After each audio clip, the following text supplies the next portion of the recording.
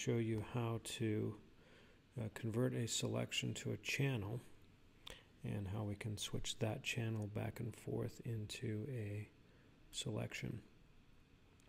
So I've made a selection of the sky, and what I'm going to do is go to my channels palette and save this as a selection, or save the selection as a alpha channel.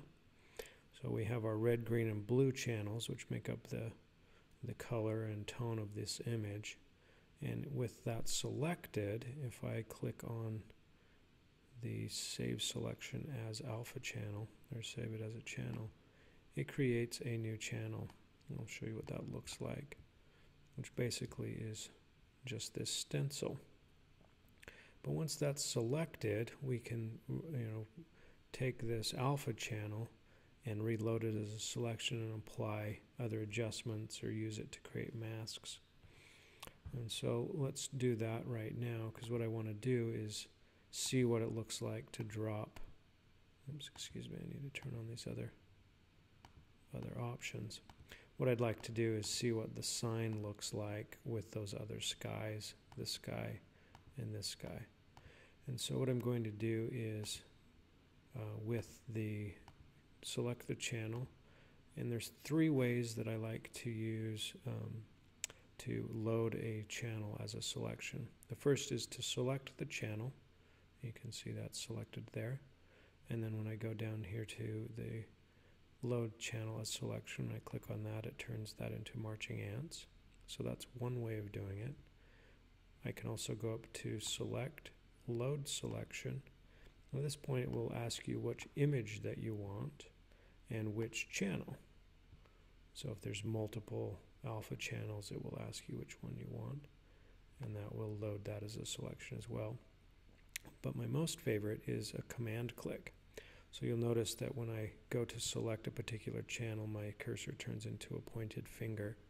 If I hold the command or control on a PC, it turns the hand into a little square with marching ants. And so that turns that command click turns that into a selection. That's the fastest one that I like. So now I can go back to my RGB. So just click on the RGB, go back to my layers, and then I'm going to select layer 1. And with that selection already made, when I click on the create layer mask, it creates a layer mask, and it gives me an idea what that looks like. And it looks okay. I think there's some probably tonal adjustments that I'd have to make that look right. So let's see how we can reload that selection, and we'll apply it to layer 2. So I could go back, notice that layer 1 mask shows up as another alpha channel, so that's where that is.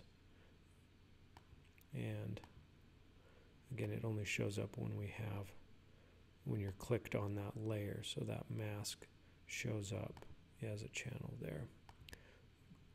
So I can go back to channels and alpha or control click and reload that, but I can also do it just off of this layer mask. So if I want to load this layer mask as a selection, I can just command click, and it loads that already. And then I can go up to this layer here with that selection made, create a layer mask. That one looks a little bit more realistic. I think the contrast of the light matches the contrast on this, so that's a better option. But that's how we can use the channels, in particular the alpha channels, how we can go back and forth from the marching ant selection to save them as a channel, and vice versa. Again, so you could do the same thing with a path. If we wanted to actually draw a path, turn it into a selection, and then turn it into a channel, we can do all of those things. So it's a really powerful way of working with selections and saving selections.